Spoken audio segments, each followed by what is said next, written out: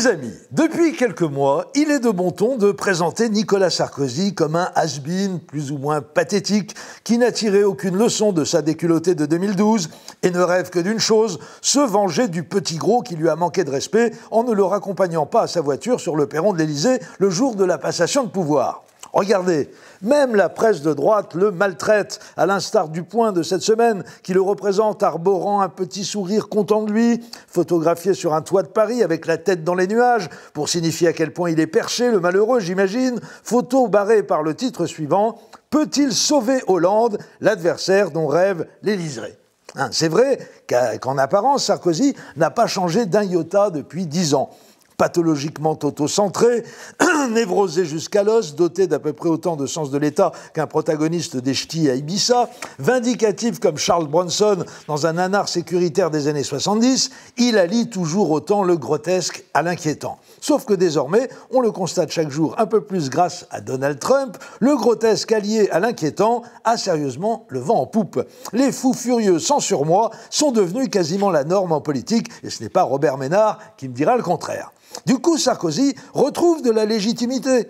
Ce n'est pas le moment de le sous-estimer, croyez-moi. Regardez ce qui s'est passé aux Philippines, un pays de 100 millions d'habitants. Ils ont quand même élu un président qui traite publiquement le pape de fils de pute et exécute les délinquants lui-même. Il en revendique au moins 3 faits à la main. Certes, Sarkozy n'en est pas encore là, mais si un jour Fillon vole un scooter, il risque de se laisser tenter. Ses concurrents se moquent de lui parce qu'il fait la tournée des Carrefour et des Leclerc pour dédicacer son bouquin à des ménagères de moins de 50 mots de vocabulaire. Dans les staffs de campagne de Juppé et de Le Maire, il est de bon ton de ricaner sur le thème. Sarko se laisse griser parce qu'il est premier au concours de la plus grosse file d'attente dans les séances de dédicaces, mais il s'illusionne en commettant l'erreur de confondre le noyau dur de ses fans énamourés avec la France. Ouais, c'est possible. N'empêche qu'un noyau bien dur, avec un bon diamètre de départ, qui dévale à toute allure la pente savonneuse des promesses démagogiques et des gesticulations populistes, ça peut faire une sacrée boule de neige à l'arrivée, susceptible de bien rebondir avant de toucher le fond. Oui, je sais, ma métaphore est un peu foireuse, mais c'est toujours comme ça quand je parle de Sarkozy. Je suis enclin à un certain relâchement rhétorique. Non, les amis, ne commettons pas l'erreur funeste de minimiser la performance de notre ancien président de petite taille dans sa tournée triomphale des hypermarchés.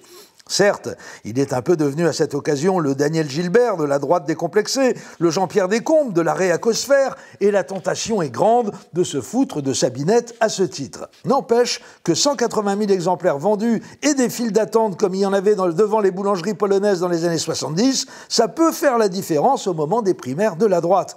Et avec la mère Le Pen en embuscade, tout devient possible à la présidentielle. Ne nous laissons pas endormir par nos préjugés sur le gnome surélevé. Il est loin d'être aussi bas du front qu'il cherche à le faire croire, notamment quand il prend des positions sur l'écologie et le réchauffement climatique proches de celles du Parti communiste chinois en 1958. Ça fait des années qu'il se fait passer pour un autre. Sous ses airs hystériques et totalement esclave de ses affects, c'est un cynique à sang-froid. Écoutez plutôt ce qu'en dit sa belle doche, Marisa Bruni-Tedeschi, dans le portrait que vient de lui consacrer Libération. Elle le décrit serein, de bonne humeur, calme, en précisant « Je ne l'ai jamais vu s'énerver, les soucis semblent glisser sur lui comme des bulles de savon ». Ah, le vil simulateur. Et nous qui le prenions pour un surexcité chronique. Nous nous sommes fait enfumer comme des bleus. Il y a quelques jours, toute la presse s'est gaussée parce que lors d'une rencontre avec des patrons, il a posé la question « C'est quoi le bon coin ?» Il l'a fait exprès, c'était prémédité. Il nous a refait le coup de Chirac, s'extasiant sur cette étrange excroissance de micro-ordinateur appelé Souris, le fameux mulot qui a fait rigoler la France entière et contribué à rendre Chirac si sympathique. Sarkozy est persuadé qu'il va réussir à reproduire en 2017 avec Juppé ce qui s'est passé en 1995 entre Chirac et Balladur, c'est-à-dire à retourner l'opinion comme une crêpe en sa faveur en quelques semaines. Par conséquent, il va faire en sorte d'être le plus ridicule, le plus caricatural de lui-même dans les mois à venir, afin de pousser son adversaire au péché d'orgueil et de lui faire le coup du lapin dans la dernière ligne droite. Ah, il est machiavélique, le loustic, et vous savez quoi ? Eh bien, il est capable de revenir en 2017. Je m'en réjouis, parce qu'il me manque, comme à tous les humoristes, il faut bien le dire. Reviens, Nicolas, reviens faire ton dingo à l'Élysée, c'est toi le meilleur d'entre tous. À lundi.